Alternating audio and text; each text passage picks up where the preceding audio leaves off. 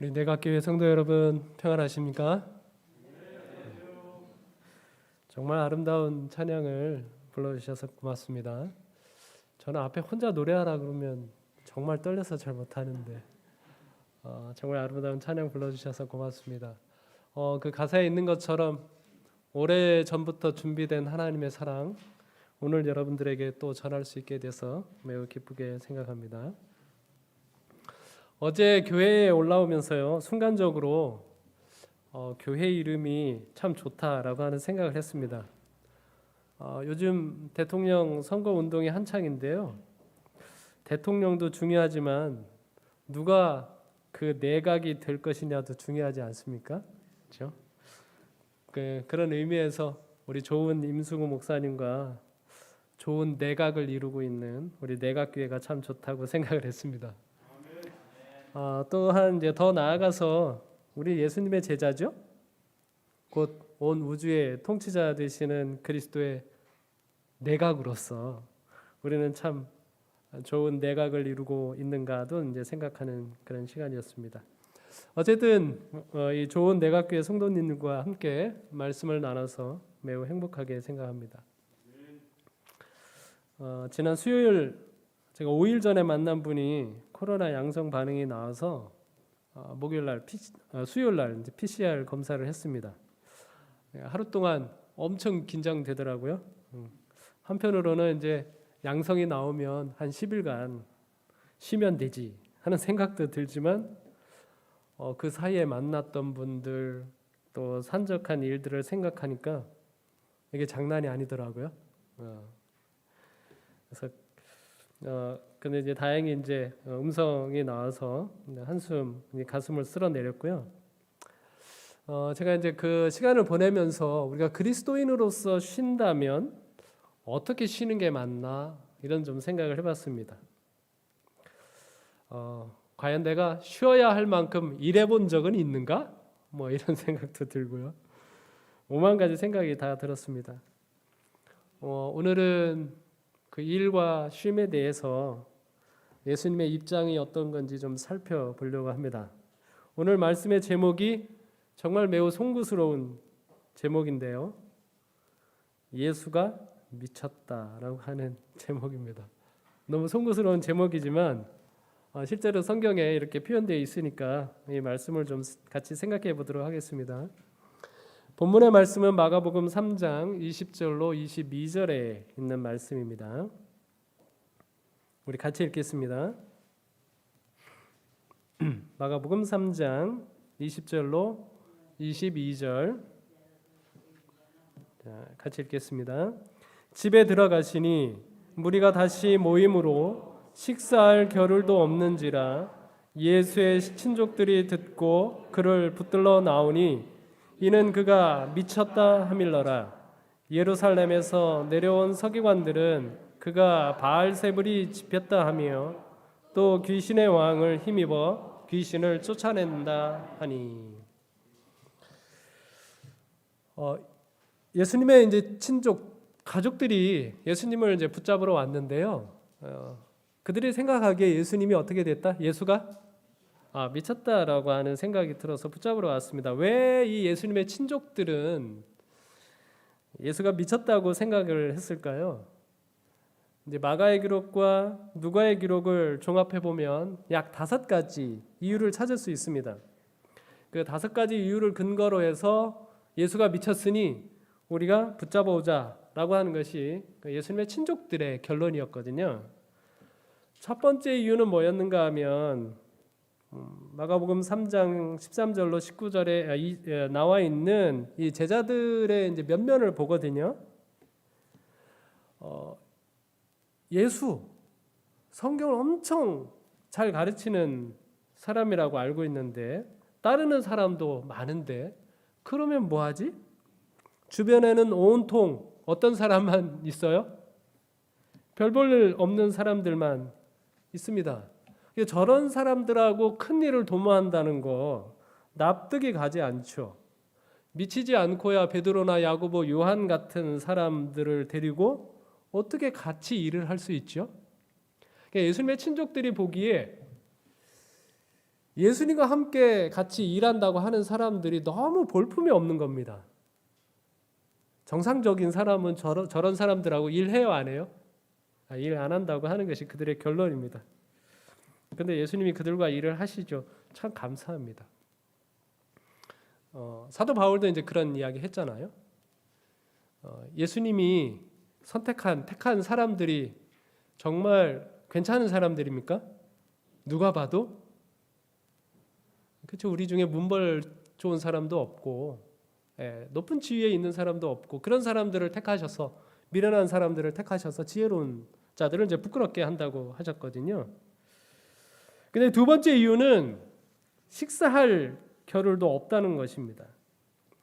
끼니도 거른 채 하는 엄청난 일들을 하고 있는데, 근데 하는 일들이 다른 사람한테 인정이나 받으면 좋겠는데요. 기존에 있는 주류 세계에서는 욕이나 먹을 일만 하고 있는 겁니다.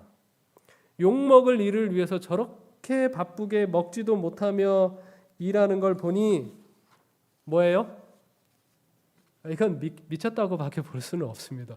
정말 끼니도 거르면서 일을 하면 좀 인정받아야 되거든요. 근데 예수님이 하시는 일은 인정받을 일이 아니에요. 그래서 욕 먹는 일만 계속을 하고 있는 것입니다.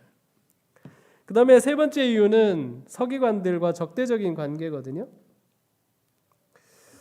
예수님의 친족들도 그 서기관들, 바리새인들에게 배워본 경험이 있습니다. 자, 배워본 경험이 있는데 크게 흠잡을 때가 있었던 거 아니거든요. 그래서 이제 많은 사람들로부터 이 사람들 존경도 받고 지지도 받는 사람들입니다. 이 사람들이 바리새인이나 서기관들이 이 세상의 주류가 되는 데는 다 그만한 이유가 있거든요. 그들이 크게 부패를 저지른 것도 아닌데 왜 세상의 주류인 바리새인 서기관들, 제사장들과 다투는지 모르겠습니다. 그래서 예수님의 친족들이 보기에는 이건 미치지 않고서야 그럴 수가 없다고 판단이 드는 겁니다. 그 다음에는 네 번째는 귀신을 쫓아내는 거거든요. 뭐 좋은 일이죠. 그런데요, 이 예수님의 친족들이 경험적으로 지금까지 하나님을 신실히 믿는다고 하는 사람들, 바리새인이나 서기관들이나 제사장들 가운데 이런 일을 한 적은 없습니다. 귀신을 쫓아내는 일을 한 적은 없어요. 하나님이 저주했다고 하는 나병 환자도 고쳤다고 하는 소식도 들립니다. 그것도 만져서요.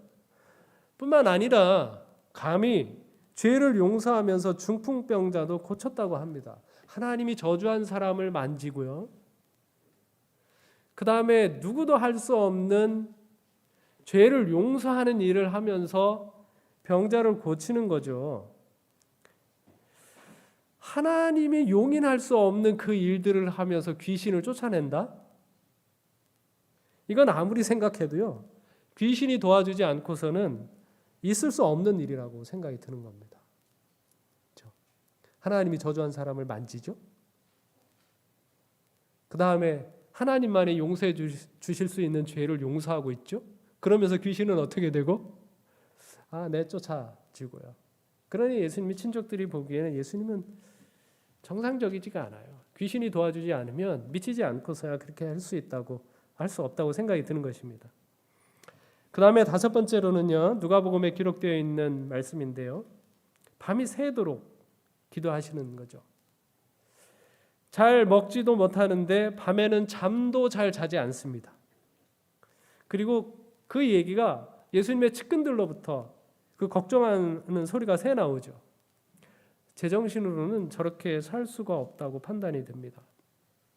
그래서 시대의 소망에도 이러한 이유에 대해서 이제 동의하고 있거든요. 시대의 소망 321쪽에 보면 예수께서 온 밤을 기도로 세우시며 종일토록 큰 군중에 둘러싸여 잡수실 만한 시간도 얻지 못하신다는 말을 들었다. 예수의 친구들은 예수께서 끊임없는 활동으로 자신을 지치게 만들고 있다고 생각하였다. 그들은 바리새인들에 대한 그의 태도를 설명할 수 없었으며 예수의 이성이 안정을 잃어가는 것이 아닌가 하고 두려워하는 사람도 있었다. 이렇게 기록하고 있습니다. 여러분은 이 5가지 이유 가운데 어떤 부분이 가장 마음에 와닿습니까? 어떤 부분이 가장 마음에 와닿으세요? 예수님의 제자들, 식사할 겨를도 없는 부분, 서기관들과 적대적인 관계, 귀신을 쫓아내는 것, 밤이 새도록 기도하시는 것. 이 5가지 이유 가운데 여러분들 마음 가운데 좀 감동적이다 싶은 부분이 어떤 겁니다. 어떤 겁니까? 다 여러분들이 나름대로 좋아하실 이유가 있겠지만 마가는요 예수님의 가르치심보다는 그분의 활동에 초점을 맞추고 있습니다. 그러니까 우리 마가의 관점에 따라서 두 번째, 모여드는 무리들 때문에 식사할 겨를도 없이 활동하시는 예수님의 모습에 이제 초점을 맞춰서 생각해 보도록 하겠습니다. 예수님 군중들 때문에 식사할 겨를도 없으셨습니다.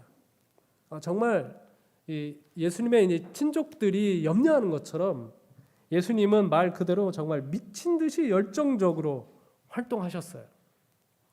이에 대해서요 시대의 소망에 이렇게 기록이 되어 있는데요.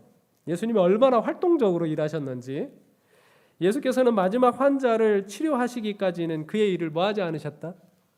쉬지 않으셨다. 군중이 물러갈 때는 꽤 깊은 밤이었다라고 기록하고 있습니다. 예수님의 지상생애의 나날은 이렇게 보내어졌다라고 말씀하셨어요. 예수님의 삶이 일주일 중에 한 2, 3일 이렇게 사는 게 아니라 거의 모든 나날들이 어떻게 이어져요? 쉼이 없이 이루어지고 있었다라고 하는 것입니다. 예수님이 이 일이 너무 힘든 일이라는 것 예수님도 인정을 합니다. 그래서 예수님을 도와주는 제자들을 때로는 뭐예요? 집에 가서 좀 쉬도록 하셨습니다. 그러나 제자들이 예수를 그의 활동에서 떠나시도록 하려 할 때에는 이를 조용히 뭐 하셨다? 물리치셨다라고 말씀하고 있습니다. 그렇게 그는 종일 수고하시다가 땅거미가 질 때나 혹은 이른 아침에 아버지와 교통하기 위하여 산의 성소를 향하여 길을 떠나셨다. 그는 온 밤을 기도와 명상으로 보내시다가 사람들 가운데서 이 일을 하시기 위하여 먼동이 틀 때에 돌아오시는 일이 종종 자주 있었다. 그러니까 이 예수님의 친족들이 보기에 예수님이 미쳤다. 예수님 친족뿐만이 아닐 겁니다. 정말 많은 사람들이 예수님이 미쳤다라고 하는 그런 판단을 내리는 이유는 무엇인가 하면 엄청난 예수님의 활동량 때문에 그렇습니다.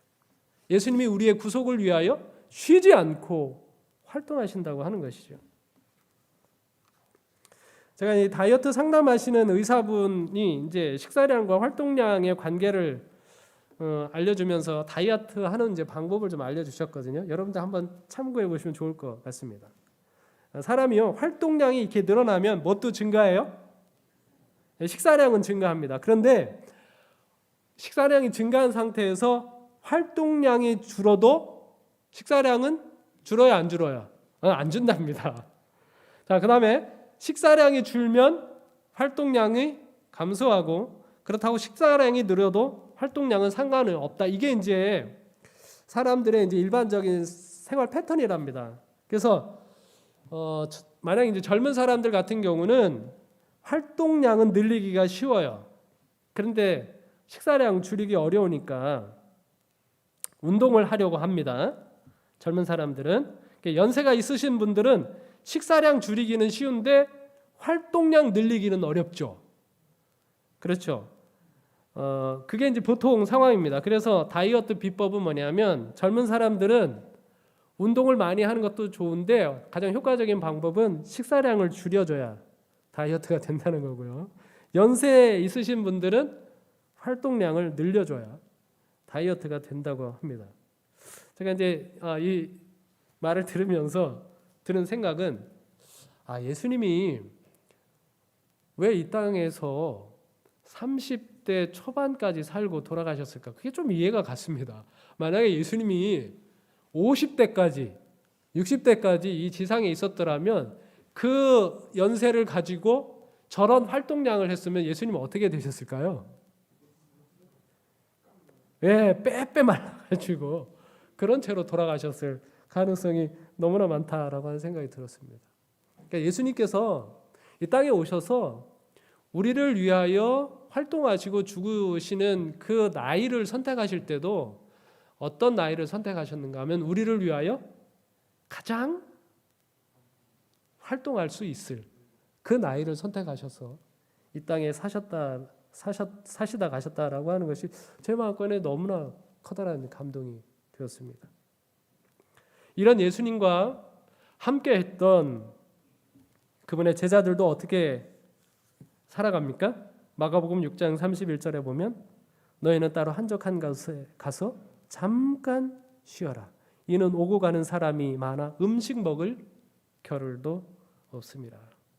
예수님과 함께 사역하는 제자들도 때때로 식사할 겨를도 없이 활동할 때가 많이 있었습니다. 그게 예수님을 따르는 사람들의 삶의 모습이에요. 사도 바울은 어땠나요? 고린도후서 5장 13절 14절에 있는 말씀을 보면 우리가 만일 미쳤어도 누구를 위하여? 하나님을 위한 것이요 정신이 온전하여도 너희를 위한 것이니 그리스도의 사랑이 우리를 강권하시는도다. 그리스도의 사랑이 얼마나 이 인생을 몰아가고 있는지 미친 듯이 살아요. 누구를 위해서? 하나님을 위해서. 그러다 퍼뜩 정신이 들 때도 있어요. 그때 그러면 퍼뜩 정신이 들면 자기를 위해서 사나요? 아니요. 그때도 또 누구를 위해서 살아요? 성도들을 위해서 살아간다고 이렇게 기록하고 있습니다. 이들의 고백을 보면 너무나 이렇게 정상적으로 살아가고 있는 제 자신이 너무 부끄러워지는 것 같습니다. 여러분 세르반테스가 지은 돈키호테에 보면 돈키호테가 굉장히 유명한 말을 합니다. 사람들이 돈키호테 보고 다 미쳤다고 이야기하죠. 근데 돈키호테가 이 말을 했는데요. 누가 미친 거요? 장차 이룩할 수 있는 세상을 상상하는 내가 미친 거요? 아니면 세상을 있는 그대로만 보는 사람들이 미친 거요? 돈키호테는 뭘 보면서 돌진하면서 살아요? 예? 장차 이룩할 수 있는 세상.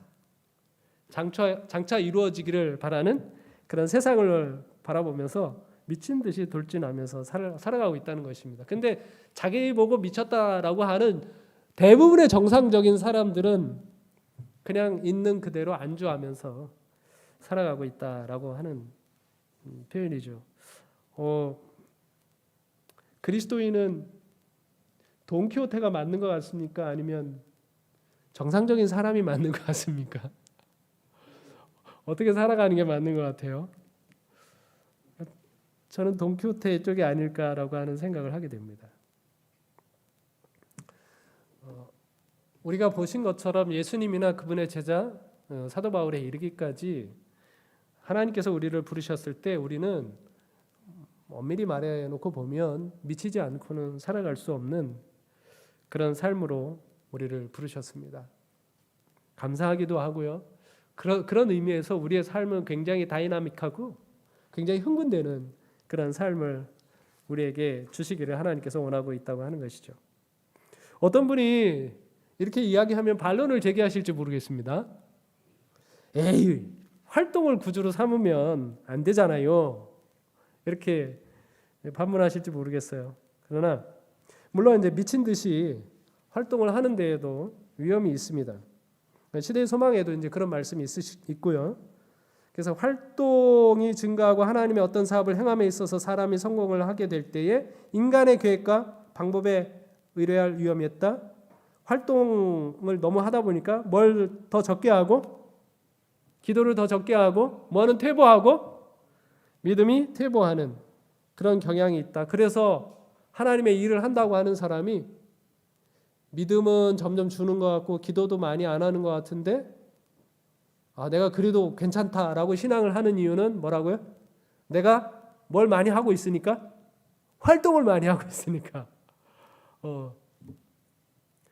우리가 이제 목사로서 이제 살다 보면 설교 준비하느라고 기도할 새가 없을 때도 있거든요. 이게 정상적입니까? 정상적이지 않습니까? 비정상적이죠. 정말 성도님들도 그런 경우가 있을 겁니다. 교회 일이 너무 바빠가지고 뭐 할 새가 없어요.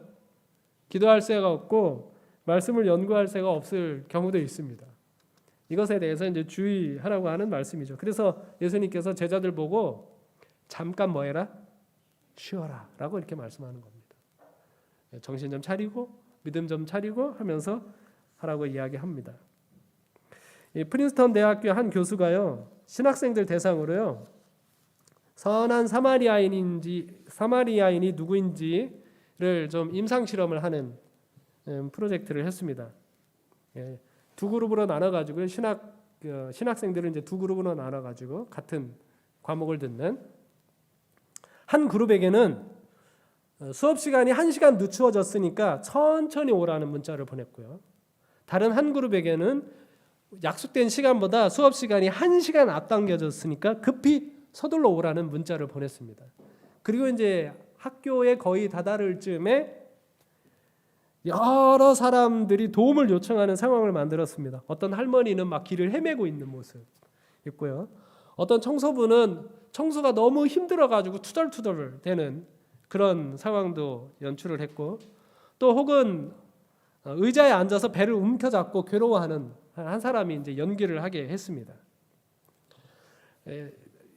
교수님이 의도한 건 뭐냐면 신학생들이 오다가 걸음을 멈추고 그 사람들을 돕는지 아니면 어려움에 처한 사람들을 이렇게 발견이라도 이렇게 돌아보기라도 하는지 그런 여부를 이렇게 체크를 했거든요. 자, 여러분 그 수많은 신학생들 가운데 그렇게 힘들고 어려워하고 있는 사람들을 도와준 부류는 어떤 사람들일까요? 네. 자, 인간성이 좋은 신학생들, 혹은 부류로 나눈 것처럼 1시간 일찍 오라고 한 신학생들, 아니면 1시간 늦게 오라고 하는 신학생들, 어떤 신학생들일 것 같습니까? 이 교수가 보니까요, 신학생들이 어떤 품성을 가지고 있는지 이거는 전혀 그 행동에 영향을 미치지 못하더라. 누가 도와줬는가 하면 1시간 늦춰졌다는 문자를 받은 학생들은 주위를 두리번거리다가 어려움에 처한 사람들을 발견하기도 하고 그 사람들을 도와주고 하더라라고 하는 것입니다. 그래서 이제 그 교수님의 결론이 뭐였는가 하면, 누가 강도 맞는 사람을 도운 선한 사마리아인인가? 결론은 바쁘지 않은 사람이다. 이렇게 결론을 내렸습니다. 제가 이제 이 결론을 보면서 수년 전에 읽었던 게으름이라고 하는 책이 생각이 났습니다. 여러분, 그럼 게으른 사람, 세상에서 제일 안 바쁜 사람이 다른 사람을 제일 잘 도와줄까요? 네. 그런 건 아닌 것 같은데요. 제가 읽은 그 게으름이라고 하는 그 책에 보면 게으름을 참 잘 정의해줬습니다. 집에서 맨날 빈둥빈둥 놀면서 TV 리모컨 가지고 TV와 씨름하는 사람, 게으른 사람입니까? 아니면 부지런한 사람입니까? 자, 그런데요, 그 사람이 그러면 삶의 모든 면에서 게으를까요? 아닙니다. 이 사람은 식구 중에 누구보다도 TV의 모든 프로그램을 다 알고 있죠. TV와 관련돼서는 이 사람이 뭐예요? 제일 부지런한 겁니다. 그래서 이 게으름이라고 하는 책에 보면, 게으름이라고 하는 것은 삶의 태도가 아니라 삶의 목적이다, 방향이다, 이렇게 이야기했습니다. 내가 어느 방향을 주목하느냐에 따라서 그 방향만큼은 뭐예요? 부지런한 거죠. 다른 여타의 일들에 대해서는 이제 게으르게 되는 거고요. 그래서 이제 이 책과 그 프린스턴 대학의 이 교수님의 이 결론을 좀 함께 같이 종합을 해보면, 선한 사마리아인이 누군가 하면 제가 생각하기에는 강도 만난 사람을 위해서 뭐 할 수 있는 사람? 시간을 낼 수 있는 사람. 그 사람이 선한 사마리아인이죠.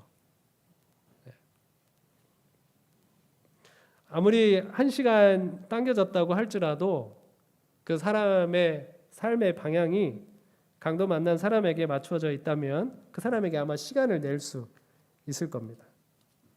그래서요, 우리가 활동을 구주로 삼을 수 있는 위험이 늘 있으니까 우리가 잠시 멈추고 말씀과 기도의 시간을 충분히 갖는 것입니다. 그러면 우리는 어떤 사람이 될까요? 어떤 사람이 될까요? 우리가 기도하고 말씀을 충분히 보면 우리는 또 어떤 사람이 될까요? 저는 이게 돌고 도는 겁니다. 제가 한 흥미로운 책을 읽었는데요. AJ 제이콥스라고 하는 사람이 남성 패션 잡지 에스콰이어의 편집자인데 제가 한 10여 년 전에 읽은 책입니다. 이분이 이제 한 권으로 읽는 브리테니커의 저자이기도 한데요. 이분이 이제 칼럼을 쓰면서 자기가 실제로 경험한 것들을 이제 칼럼으로 씁니다. 근데 이 사람이 무슨 도전을 세웠는가 하면 구약 성경에 있는 그대로 내가 1년을 살아보겠다. 그리고 이제 그것을 이제 칼럼으로 쓰겠다 이렇게 결심을 한 겁니다. 그래서 이제 여러 유대인 랍비들하고 이제 목사님들로 구성된 이제 영적 자문단을 좀 구성을 한 다음에 그들과 이제 대화를 나누면서 구약에서 하라고 하는 것들을 이렇게 쭉 정리를 해보니까 한 700여 개라는 겁니다. 바리새인들이 613개라고 했는데 이 사람이 하여튼 700여 개 계율을 정리했습니다. 그리고 그것을 그대로 실천하면서 살았습니다. 예를 들어서 성경에 보면 이제 안식일에 일하는 경우 그런 사람이 발견되면 어떻게 하라 그랬어요? 잡아다가 이제 돌을 던져서 죽이라 그랬잖아요. 실제로 죽일 수는 없지만 안식일에 일하는 사람을 보면 이 사람이 돌을 들어가지고 그 사람한테 던졌습니다. 그런 일도 하고 그 다음에 이제 생육하고 번성하라는 말이 있어가지고 이 1년의 기간 동안 이제 쌍둥이도 낳기도 했습니다. 거짓말하지 말라는 이제 계율이 있어가지고 그게 이제 제일 어려웠다고 하는데 한 식당에서 이제 우연히 아내의 동창을 만났거든요. 그래서 이제 같이 이야기를 했는데 그 동창이 조만간 함께 보자 이런 이야기를 했습니다. 근데 이 사람이 보니까 또 만나고 싶어요, 안 만나고 싶어요? 근데 거짓말 하면 돼요, 안 돼요? 거짓말 하지 않기로 해가지고 그 자리에서 좋은 사람인 것 같기는 한데 우리가 이 새로운 사람 사귈 여유는 없는 것 같다. 그래서 우리가 만나지 말자 이렇게 해가지고 이 아내하고 사이도 좀 안 좋아지는 그런 경험도 했답니다. 물론 이 사람이 이 실험을 마치고 1년간 마치고요 철저한 기독교 신자가 된 건 아닙니다. 여전히 이제 불가지론자였는데 그러면서 이 사람이 이제 그 실험을 마치면서 이런 고백을 하거든요. 자기에게 일어난 변화. 기도를 하면서 위로를 받게 될 줄은 몰랐다. 내가 얼마나 흠이 많은 사람인지 절실히 깨닫게 될 줄은 몰랐다. 성경에 이렇게 이상한 내용을 많이 발견하게 될 줄은 몰랐다. 그리고 성경에서 안식을 찾고 그 안에서 기쁨을 누리게 될 줄은 몰랐다. 정말 몰랐다.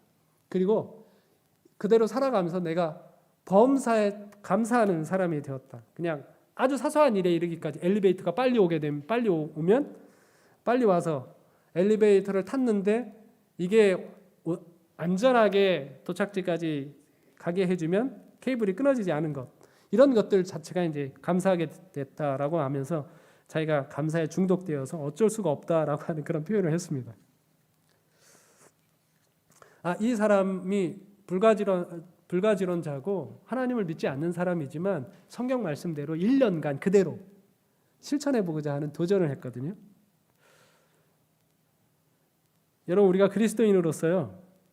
제가 이 책을 읽으면서 왜 나는 하나님의 말씀 전체를 순종하고자 하는 열정이 부족할까 그런 생각을 했는데 여러분 정말 우리가요.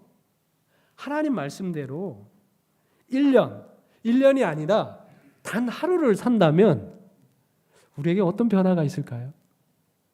말씀 그대로 단 하루를 산다면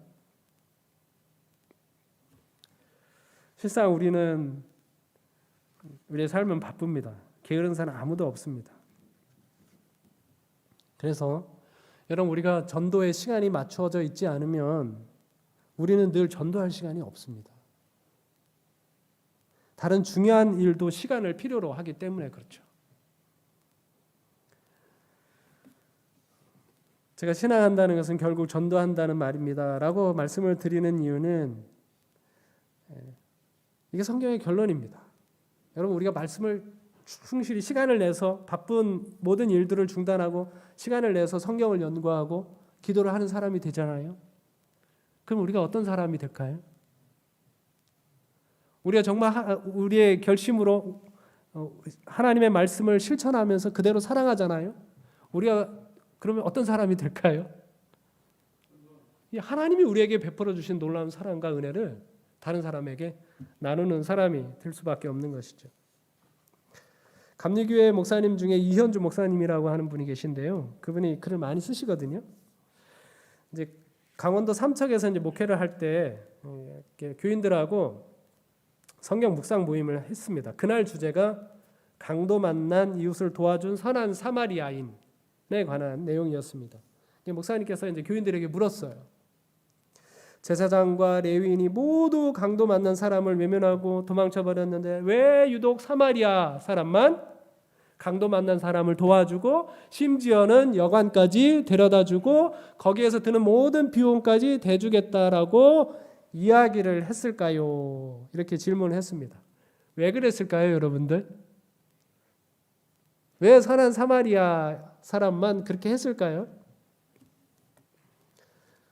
성도님들이 이제 고민을 하고 있었는데요. 그 중에 까까머리 하고 있었던 이제 중학생이 머리를 극적이면서 이렇게 대답을 하더라는 겁니다. 목사님, 혹시 사마리아 사람하고 강도 만난 사람하고 서로 아는 사람 아닐까요? 아는 사람이니까 그렇게 도와주었겠죠? 이렇게 대답을 하더랍니다. 처음에는 이게 엉뚱한 대답인 것처럼 생각이 들었는데 그 대답이 목사님의 머리를 쾅 쳤어요. 더 이상 이제 성경 묵상 모임을 하지 못하고 집으로 돌아왔습니다. 지금까지 그런 주석은 어디서도 본 적이 없거든요. 그리고 이제 이 목사님의 마음에 큰 깨달음이 왔습니다. 모르는 사람 도울 수가 없죠. 그렇구나. 우리가 모르는 사람은 도울 수가 없구나. 아는 사람이라면 이야기가 달라집니다. 우리가 길거리를 가면서 누가 어려움을 겪고 있어요. 모르는 사람이면 그게 모르는 이야기입니다. 근데 아는 사람이면 그 순간 이야기가 달라지죠. 그 아는 사람이 가족이나 혈육이라면 강도에게 죽는 한이 있더라도 어떻게 했을까요? 도와줬겠죠. 죽기를 두려워하지 않고 미친 듯이 도왔을 것입니다. 만약 제사장과 레위인도 그 강도 만난 사람을 알았더라면 그 사람도 강도 만난 사람을 도와주었을 겁니다. 그러니까 모르는 사람이니까 뭐 하는 거예요? 우리가 도와주지 않은 것입니다. 그렇죠. 우리가 왜 잘 전도하지 못할까요? 왜 다른 사람에게 복음을 잘 전하지 못할까요? 어떤 사람이에요? 모르는 사람이니까. 그런 것이죠. 왜 예수님께서요 그렇게 미친 듯이 사역을 하셨을까요? 그분에게 있어서 우리 모두는 다 아는 사람들이었습니다. 오늘 교과에 다룬 것처럼 그분에게 있어서 우리는 뭐예요? 그분의 자녀이고 그분의 형제이고 그분과 우리는 하나가 되었기 때문에 그렇죠. 한 사람도 그분에게 알려지지 않은 사람이 없습니다. 제가 참 감격스러워하는 구절이 있는데요. 말씀인데요. 제가 여기다 PPT에 넣을 걸 그랬나요? 구호봉사 23쪽에 있는 말씀인데 말과 정신과 행동으로 줄 수 있는 아무리 작은 상처라도 타락한 인류를 위해 자신의 생명을 주신 그분의 마음에 감촉되지 않는 것은 없다. 그리스도와 그처럼 신비롭게 연결된 몸의 한 지체가 고통을 당하면 그 고통의 맥박은 우리 구주에게까지 감촉된다. 이 말씀 너무나 감격스럽죠. 내가 겪고 있는 아무리 작은 상처라고 할지라도 예수님에게 전달되지 않는 게 있어요? 없어요? 없어요. 내가 겪는 어떠한 상처라고 할지라도 그것이 아무리 사소한 것이라고 할지라도 이 모든 것들이 예수님의 마음에 터치가 된다고 말씀하고 있어요. 예수님에게 있어서는 그렇게 모든 사람들이 그분에게 알려져 있는 것이죠. 그래서 여러분 우리가 아는 사람이 있어야 전도할 수 있습니다. 제가 이제 교회 성도님들과 함께 우리 함께 좀 기도하겠습니다. 여러분의 구도자를 명단을 내십시오. 이렇게 얘기하면 많은 분들이요 자기는 누가 없다고요? 구도자가 없답니다. 교회를 오래 다니면 오래 다닐수록 구도자가 있어요, 없어요? 구도자가 없습니다. 이게 만나는 사람은 다 누구만 만나니까 믿는 사람들하고만 만나니까 구도자가 없답니다. 근데 여러분 오늘 댁에 가셔서요. 여러분이 알고 있는 사람, 전화번호에 알고 있는 사람 이름을 다 한번 적어보세요. 그러면은요 그 중에 여러분이 그리스도의 사랑을 나눌 구도자가 반드시 있습니다. 정말 있습니다. 그냥 여러분이 언뜻 떠오르지 않기 때문에 없다고 생각을 하는 것이지 여러분 주변에 내가 조금이라도 영향력을 미칠 수 있는 사람들을 한번 다 일일이 떠올리고 기록을 해보면 그 중에 교회를 다니다가 실망해서 교회를 나오지 않는 사람, 그 다음에 복음을 전혀 들어보지 못한 사람, 그 다음에 듣긴 들었는데 별로 반응이 없는 사람 등등등 해가지고 주변에 분명히 있습니다. 그래서 뭐 학자들 의견에 의하면 적어도 여러분들 주변에 여러분과 친분을 가지고 있는 사람 150명 정도는 됩니다. 그 150명 중에 교인들을 제외하고 구도자 명단, 여러분들이 그리스도의 사랑을 나눠줄 수 있는 명단 적어도 한 7, 80명은 됩니다. 실제로. 근데 우리가 왜 그들에게 복음을 잘 전하지 못했는가 하면 그냥 의뢰이 모르는 사람이라고 생각하고 있기 때문에 그렇습니다. 그래서 여러분 우리가요 예수님의 마음을 가지고 우리가 대하는 한 사람 한 사람을 모르는 사람이라고 대하지 말아주셨으면 참 좋겠습니다. 한 사람 한 사람 소중한 영혼으로 대해주시면 좋겠어요. 그래서 어제 잠깐 말씀드렸던 것처럼 여러분 우리가 말씀을 읽는 시간 구별을 하고요. 기도하는 시간 구별하지 않습니까? 그것과 마찬가지로 내 주변에 있는 내 영향력을 미칠 수 있는 사람을 위하여 여러분 한번 시간을 좀 구별해 보세요. 기도하는 시간 포함해가지고 때로는 문자도 보내고 또 좋은 말씀도 보내고 그냥 안부 전화라도 할 수 있는 그런 시간을 좀 매일 구별해 보면 참 좋겠다 생각이 듭니다. 노아 방주 당시 이런 일이 있었다고 하잖아요. 홍수로 죽어가는 많은 사람들 가운데 저 방주는 내가 만든 방주인데 이렇게 후회하는 사람이 있었다고. 실제로 이 노아에게 고용이 돼가지고 방주 만드는 일에 나무도 썰고 했던 사람도 있었을 거 아니에요. 역청을 발라서 붙이는 사람들도 있었을 거 아니에요. 그렇게 그런 사람들 가운데 죽어가는 사람이 정말 많다는 것이죠. 얼마나 안타까울까요? 자기가 만들었는데 자기는 타지 못합니다. 그럴 일은 없겠지만 이런 상상도 해봅니다. 그래서 예수님께서 재림하시잖아요. 우리가 구원받아서 이제 승천할 때 죽어가는 악인들 중에 누군가는 또 올라가는 우리를 바라보면 저 사람 내가 만났던 사람인데 심지어는 저 사람 나랑 잘 알고 친했던 사람인데 이렇게 탄식하는 소리를 우리가 올라가다 듣게 되면 우리 마음이 너무 무거워지지 않을까요? 그래가지고 너무 마음이 무거워져가지고 더 이상 올라가지 못하고 다시 떨어지는 거 아닐까요? 그런 상상도 해봅니다. 실제로 내가 알고 있는 나와 친분이 있는 어떤 사람 가운데 이런 상황, 내가 저 알고 있었던 사람인데 나는 왜 저 사람하고 같이 저 하늘에 못 올라가지? 라고 하는 상황이 있으면 얼마나 이게 마음이 아프고 안타까운 상황입니까? 그 사람은 얼마나 탄식이 나는 상황일까요? 달라스 윌라드라고 하는 목사님이요, 잊혀진 제자도라고 하는 책에서 좀 섬뜩한 그런 표현을 했습니다. 오늘날 예수 그리스도의 삶을 따르는 것에는 관심이 없고 오직 그의 피에만 관심이 있는 그리스도인들로 교회가 넘쳐난다. 나는 그들을 무슨 그리스도인? 뱀파이어 그리스도인이라고 부른다. 흡혈귀죠. 뱀파이어 그리스도인이라고. 너무 과격한 표현이지만 이 목사님의 지적이 정확할지 모르겠습니다. 많은 그리스도인들이 나는 예수의 피로 뭐 했으니까, 구원받았으니까 됐지. 그리고 그냥 교회 왔다 갔다 하는 것으로 신앙을 다 생각하는 경우도 많이 있습니다. 이렇게 안주하지 않고 우리가 정말 진정으로 그리스도를 따르는 참 신앙인이 된다면 우리의 삶이 어떻게 달라질까요? 그리스도를 따르는 그 삶으로 변화된다면 많이 달라지겠죠. 우리의 삶이 그리스도를 방불하는 삶이 되지 않겠습니까? 예수님께서 내가 떠나가고 보혜사가 오면 너희가 나보다 뭐한 일도 할 것이다? 더 큰 일도 할 것이다 라고 말씀하셨거든요.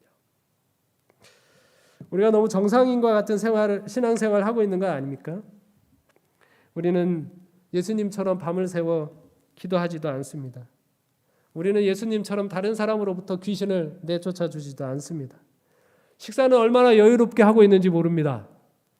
천천히 먹을 것 다 먹고 거기다가 차도 곁들이고 여유를 즐기면서 우리가 먹기도 하죠.